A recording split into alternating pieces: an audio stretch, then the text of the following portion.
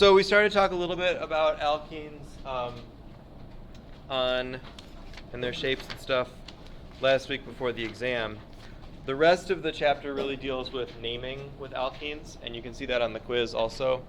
So we're going to need to add alkenes to our naming schemes, and it'll also be a good introduction to some different types of stereochemistry, a different type of stereochemistry.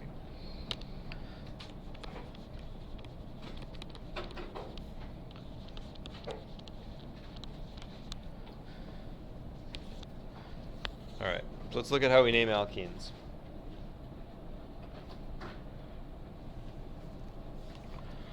Oops.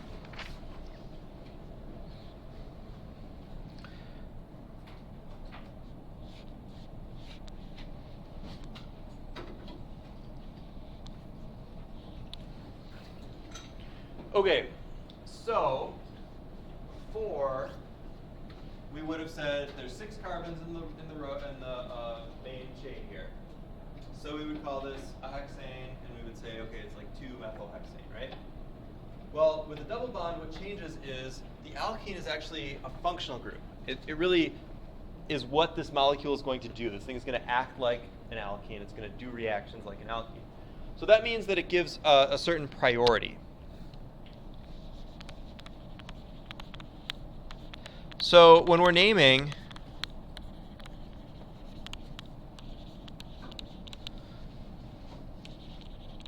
and there are no other functional groups,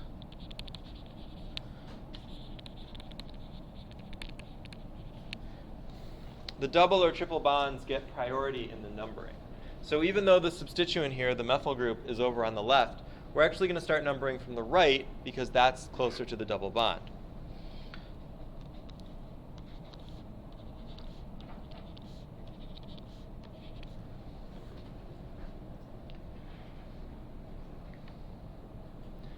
And then additionally, we need to specify exactly where the double bond is, and we use the lower number between the two that span the double bond to do that. So this molecule would be named,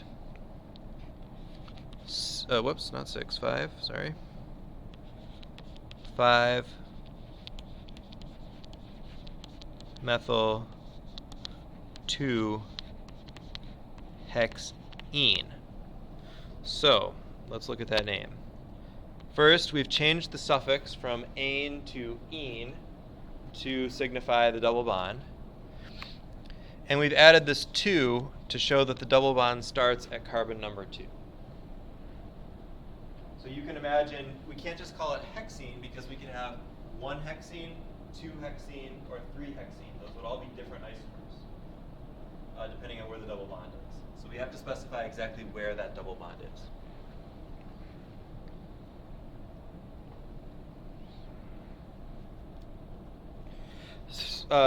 Also, we talked about this last time, the two kind of major substituents, or you can think of it as the 2 hydrogens on the double bond, are on opposite sides of the line that is shown by the double bond. And so we should also call this trans to show that, because double bonds don't rotate. So we could have another, if let's say carbon number 1 was going straight down from carbon number 2, that would be cis 5-methyl 2-hexene instead. That would be a different stereoisomer. Let's draw that.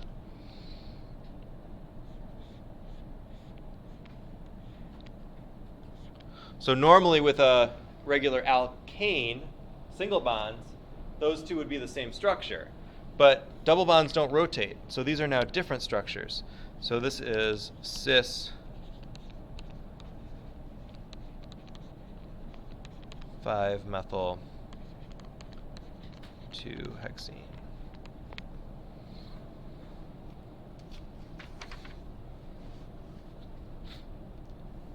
Okay, questions about that? Yeah. So with these, it's always going to be cis or trans? No. Sometimes it's not, sometimes it's neither, and sometimes it's something else that we'll get into in a little bit. So here's an example of where it's neither.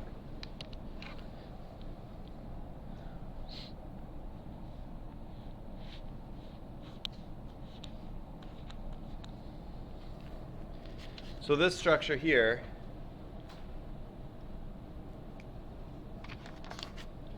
that double bond doesn't have two substituents on either side of it that are different. So the if we look at that bottom carbon here, there's two hydrogens there. So this one can't be cis or trans because there's the same thing on both sides. So anytime one of the carbons of a double bond is symmetric, has two of the same substituents, you can't have any cis or trans because there is no, like if we flip that over, it wouldn't be any different. Does that make sense? Right. Oh, what did I do?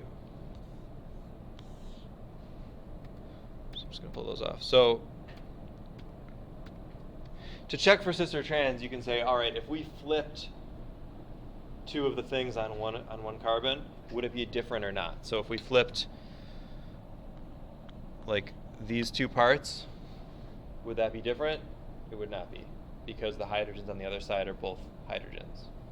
And so if you have two of the same thing coming off of one of the carbons, you can't have any cis or trans differences. All right. The other thing that becomes tricky about a structure like this is we have to change the way we number a little bit because of this rule that the double bonds get numbering priority. Normally we would go across the middle and say, oh yeah, this is pentane. But we don't usually name double bonds as substituents. Those are kind of the most important part of the chain. So instead we actually have to name from the alkene, even though it results in a shorter chain. So we would number this one 1, 2, 3, 4, even though that's a shorter chain, because we have to start at the double bond. We have to give the double bond the priority. So that said, how would you name that? How would you name that molecule? What would you call that?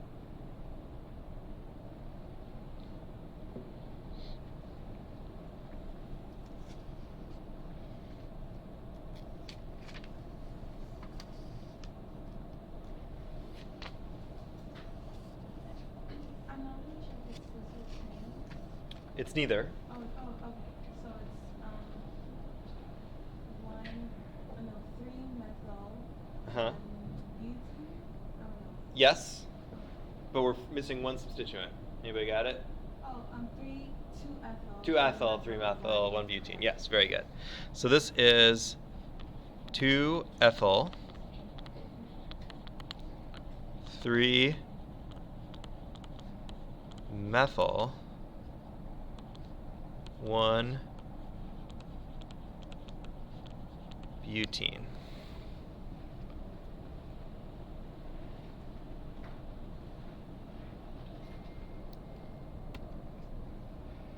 So, yes. So do you, even over like a cyclo, you would give it priority double?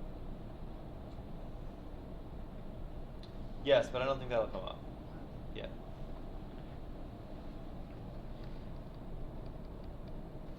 So one other issue here. The book is pretty consistent on naming things like this, but you may, in other sources, encounter a slight variation. So I'm just going to write it just so you can see that it's the same thing.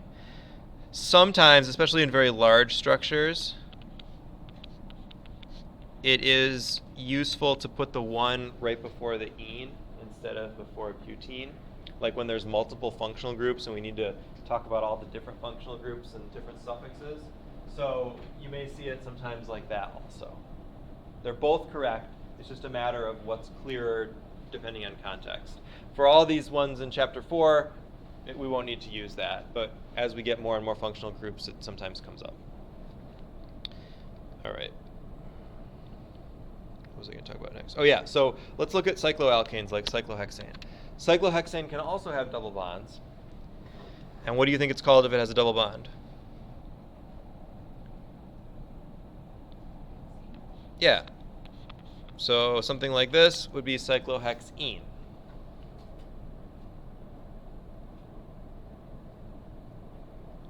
All right.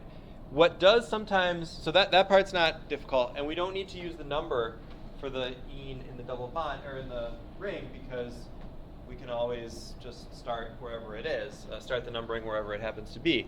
What it does do is sometimes not really mess up, but change the way that we would number something else.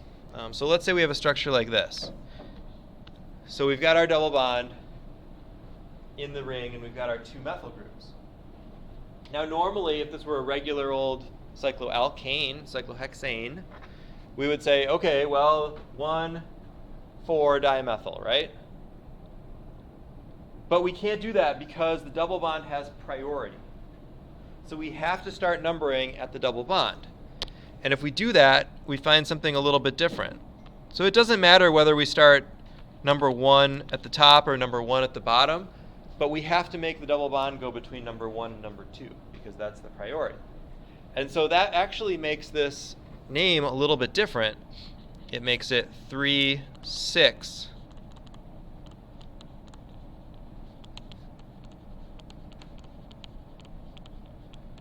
dimethyl cyclohexene. Because it's in a ring, we don't need to specify that it's one cyclohexene, because wherever the double bond is, that's going to be 1.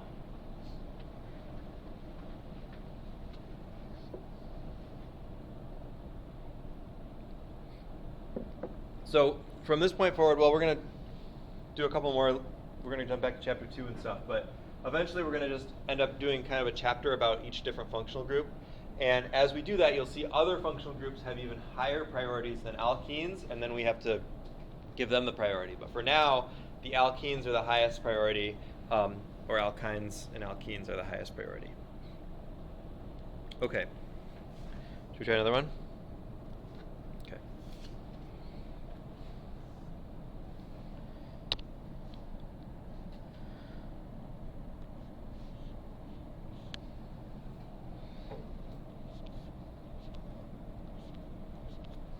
Okay, see if you can name this one.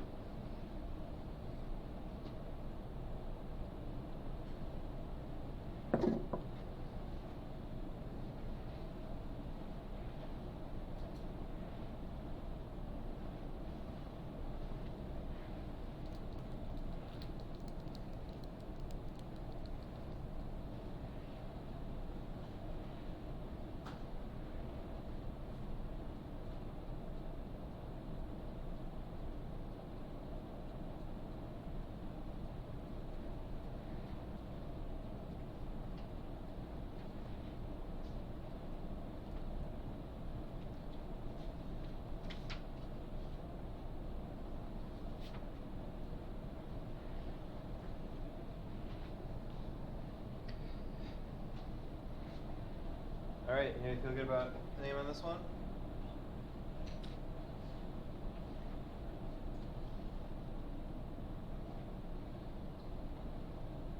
You gonna try?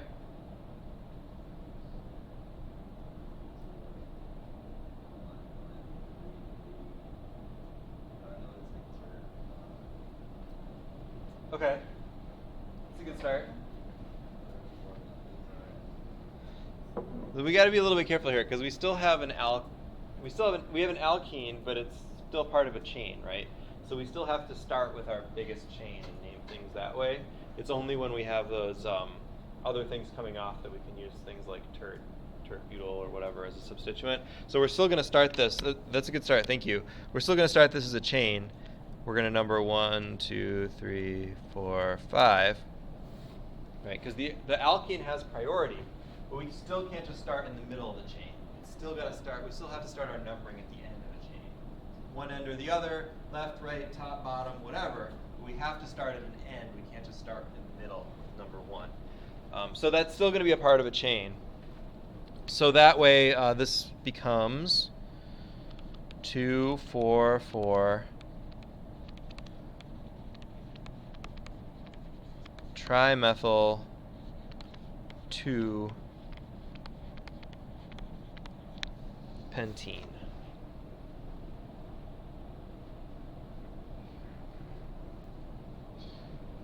Okay.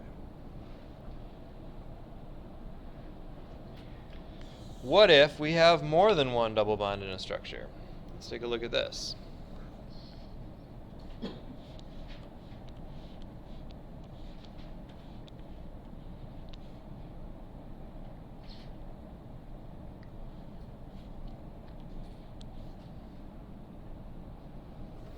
So we've got two double bonds here, and because we're in a ring, no carbon has any priority over any other one. But we do want to start our numbering at the double bonds, and this time we actually do kind of have a choice, because if we start in that upper right-hand corner, we can also make that methyl group on number 1. Yeah? Going back to Yes. the other one really quick, that one also wouldn't have a cis or a trans? Correct, because it has two methyl groups on the same carbon, so there isn't a difference between one side or the other. Yeah. All right, so here we can start numbering 1, 2, 3, 4, 5, 6. And so we have a double bond going between 1 and 2, and we have another double bond going between 3 and 4. So the way we would name this is we'd go with our 1-methyl, and then we'd call this 1,3 cyclohexadiene.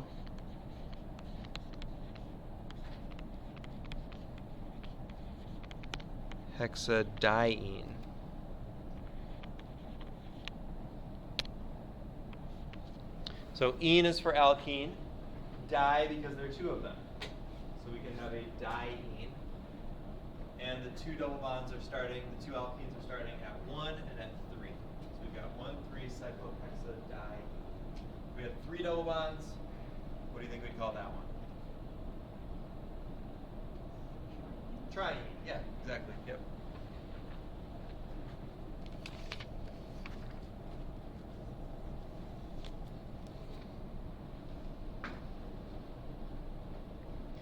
You'll notice we also don't use cis or trans inside of the rings because, at least for these relatively small rings, there's no possible way you could have a trans alkene in the ring because it wouldn't be able to reach around and close anymore. So all of the double bonds inside rings are generally going to be cis alkenes. There just isn't an option inside the ring. So let's look at what happens now if we have a structure where, it looks like it should be cis or trans, but it's not clear how we would name that. So, for example, this one.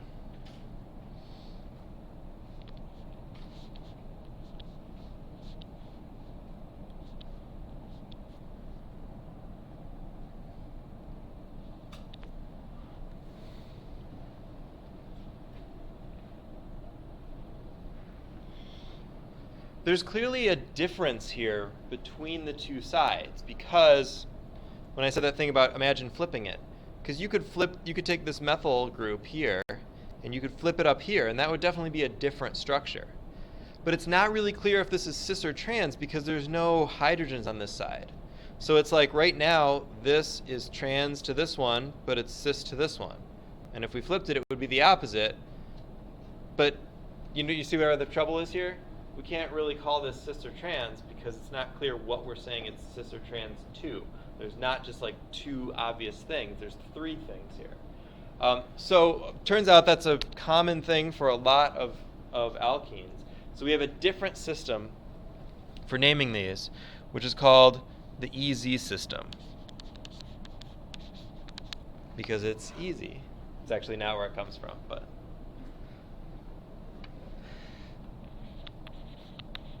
And I'll leave that to you to decide whether or not it's easy. So to do this, we assign priorities to different groups, and then we rank them and use that to determine whether or not we're going to call this E or Z. So a little bit about these words. E stands for Entgegen, which is a German word, and it means essentially trans. So it means things are kind of apart from each other on the opposite side.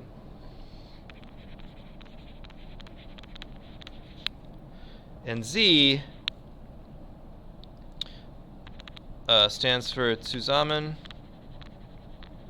which means together. So that one we can kind of think of like cis or the same side. One way that we can remember this, that everybody likes to say,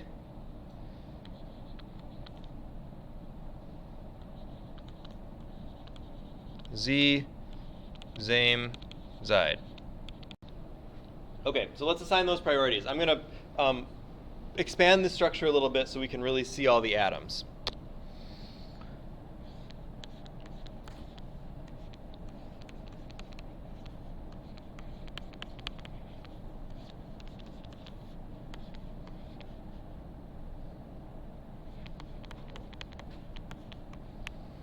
Okay, same structure.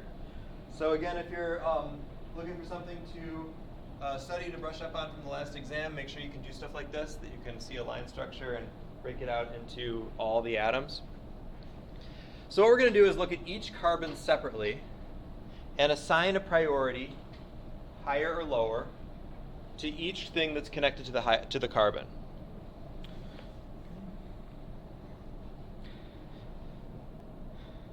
To find those priorities, I'm actually going to copy the guide from the book here, so you have it. It's on page 110.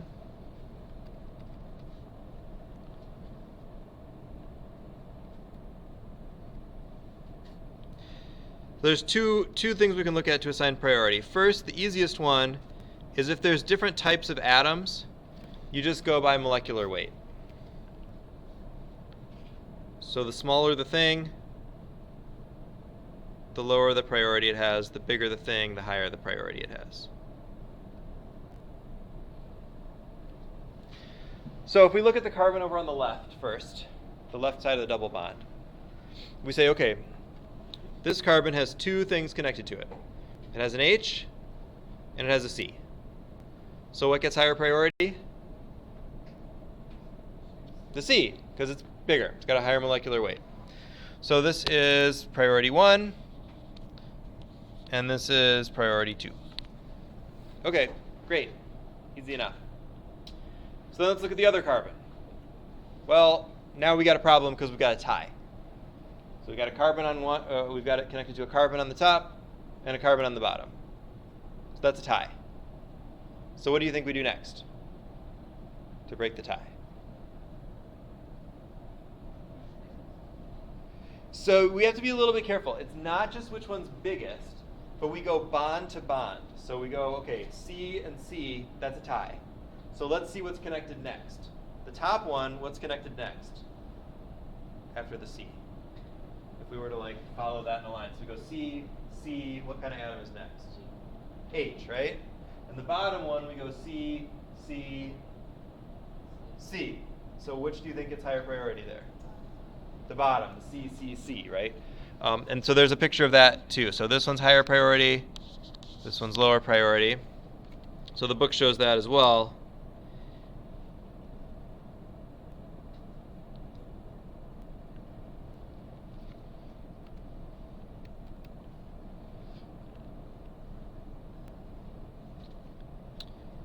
So if it's a tie, like you have CH2s or something, try to keep that about the same size here. Then you look to the next bond. So is it a CH3? Is it an N? Whatever.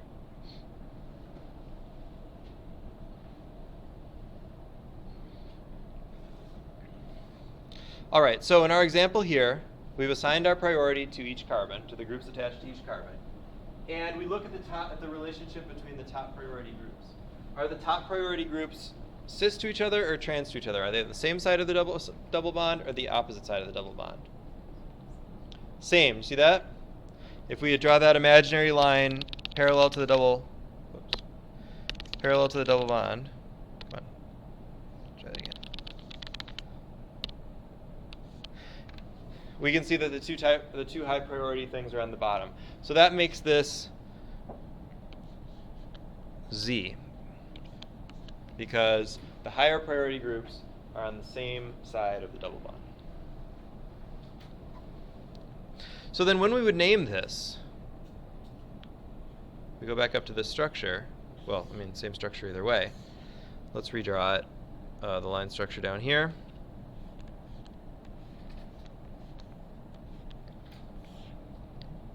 So we're going to use our regular naming procedure.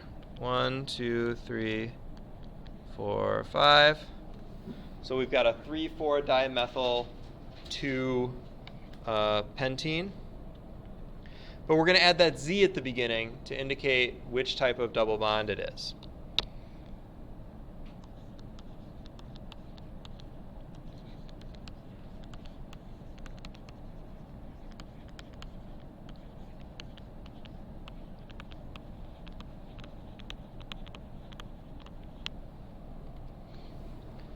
And that tells us the absolute configuration. So we should be able to, knowing that name, draw that exact structure with the things in the correct relationship to each other. What type of a relationship do you think E and Z isomers are? Do you think they're constitutional isomers or stereoisomers?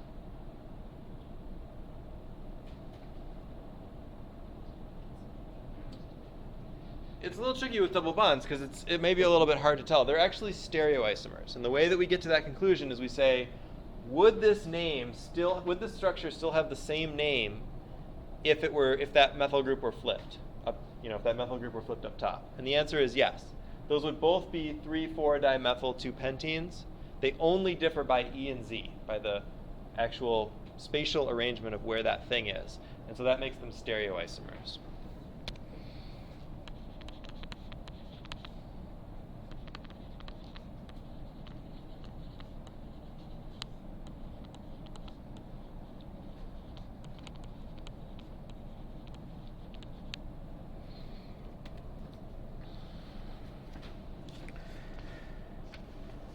Okay, let's try some.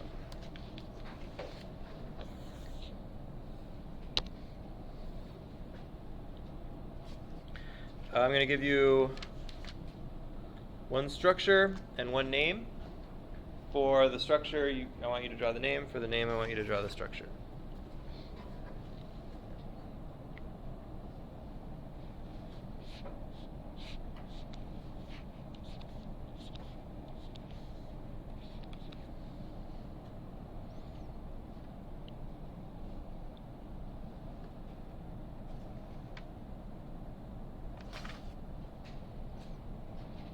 Oops, sorry. So see if you can name that one. And then you can see if you can see the structure, or if you can draw the structure.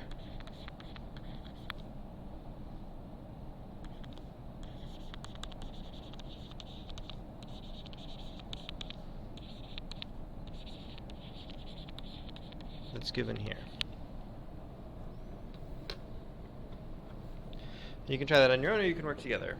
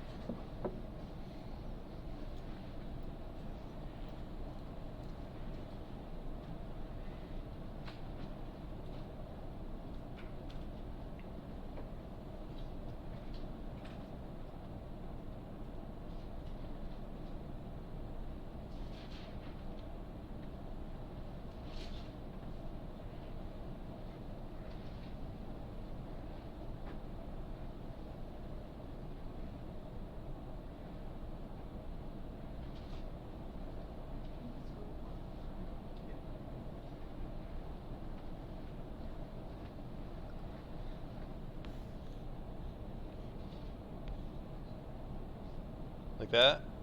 Yeah. More? No, I just wanted to find out. Okay.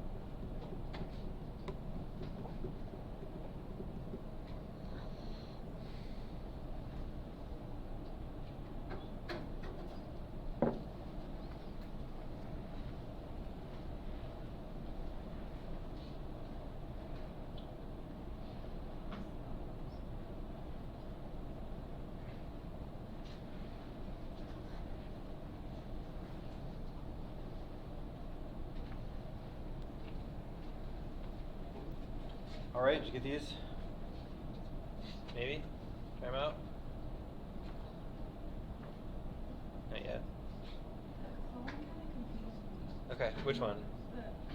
Because of the CL. Yeah. So I don't know if that's the one where you protect the name or. Yeah, so let's take a look at them. So on the for the one on the left, yeah, so we didn't really talk about why. So we look at each carbon in the double bond and we try to give priority to the two groups. So the one on the left, this is our group and this is the other one. So that's the one that we're trying to decide priority between. So we go carbon to carbon, it's a tie. So we go one more bond and we get H versus Cl. Everybody see that? So what gets priority then? Cl, right. So that'll be our priority on that side. Just do it that way. All right, now let's look over on the right side. And our two, whoops, where'd it go? There it is. And our two priorities are here, or our two groups are here and here. See that? So we go one bond away from the carbon, carbon, carbon. It's a tie. We go one more, we've got hydrogen versus carbon. See that? So the one with the extra carbon gets the priority. So those are our two priority groups. Okay. So now we have to decide if those are on the same side or on opposite sides of the double bond. I think a good way to do that is to draw that imaginary line, or at least think about it, parallel to the double bond. And so what do we see? They're opposite. And so that makes them E. Okay, now let's talk about the rest of the name. So in this structure we have,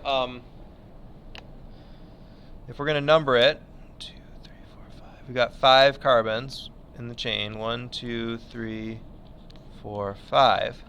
And then we have our normal methyl substituents at 2 or 3, but we have a new kind of substituent at number 1. We have a chlorine substituent. Halogen substituents, fluorine, chlorine, bromine, and iodine, are really important in organic chemistry. We're going to see a lot of structures with them. So let's do a quick list here. Just jump down here.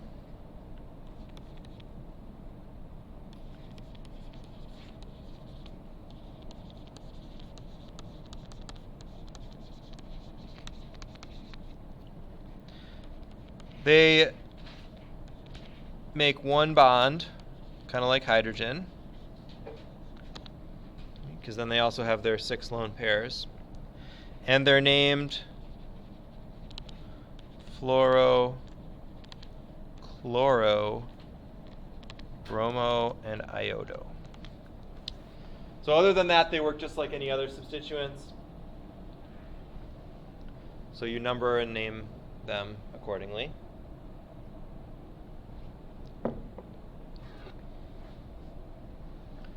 So jumping back up to this name, we would then call this E1 chloro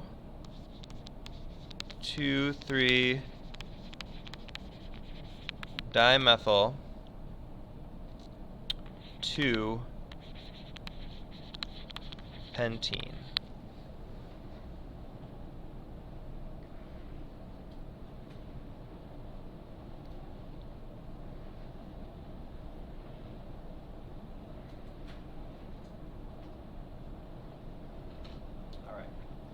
So now going from name to structure, that can be tricky.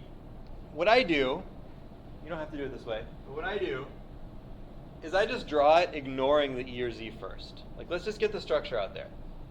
Then I check it for E or Z, and if it's wrong, I can just flip one side, and then we're good. So here we've got E44 dimethyl 2-pentene. Right, so I'm going to draw this like, okay, I need a pentene, so 1, 2, 3, 4, 5. It's 2-pentene, so that means my double bond's going between 2 and 3. And then I've got 4,4-dimethyl. Okay, now I don't know if this is E or Z yet. I just zigzagged it because that's how we draw our structures. So let's now check it and see if it's E or Z. So we look at that first carbon on the left. What gets higher priority, the CH3 or the H? CH3 goes over H, right? The one that's drawn. And then on the right, we've got the same deal. We've got a C and an A versus an H, so the C is going to win. So in this case, if we draw that line again, This is our higher priority group on this side. This is our higher priority group on this side. Those are on opposite sides of that line. So that's E. So that actually is correct. If it were wrong, all we would do is take one of them, like let's say this one, we'd erase it, and we'd draw it up here instead, and then it would be Z. Question? Yes? So I got confused. So which carbons were you comparing to see which one was better? So we're comparing this one and the hydrogen that's not shown here. Yeah, and then this one and the hydrogen that's not shown. Yeah. So as you can see, this structure could also be called trans, because it clearly has, it's a hydrogen versus a hydrogen, and they're on opposite sides. So some alkenes, like this one, can be called cis-trans, but other ones, like the one up there, cannot. So, oops, okay, guess we can do that right now. So let's summarize that a little bit. All cis-trans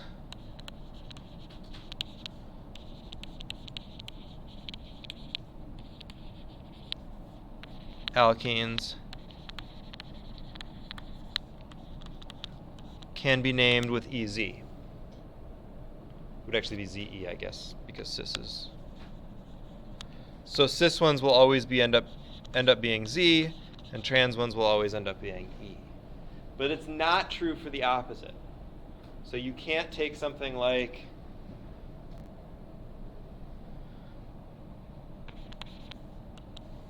what we did before,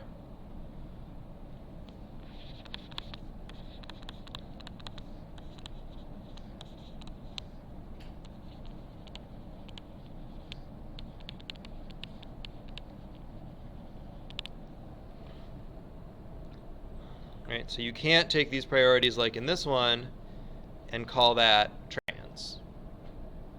Or like this one up here. We can't call that one cis. It's Z. So if you're ever in doubt and you are naming something, always use ZE instead of cis-trans for alkenes, assuming you can do it right. But it's okay sometimes to name things cis-trans if they can be cis-trans, but it's always okay to name alkenes ZE if they have that stereoisomerism.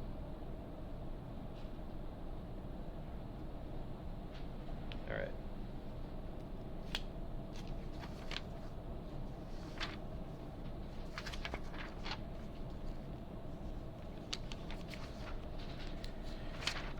Okay, let's try another one.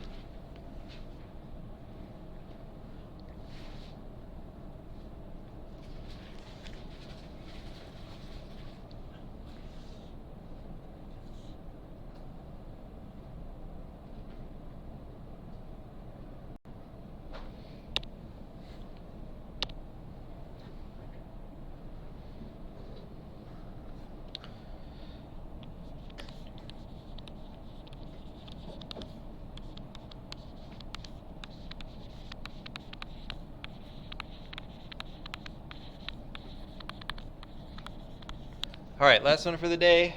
See if you can draw that structure.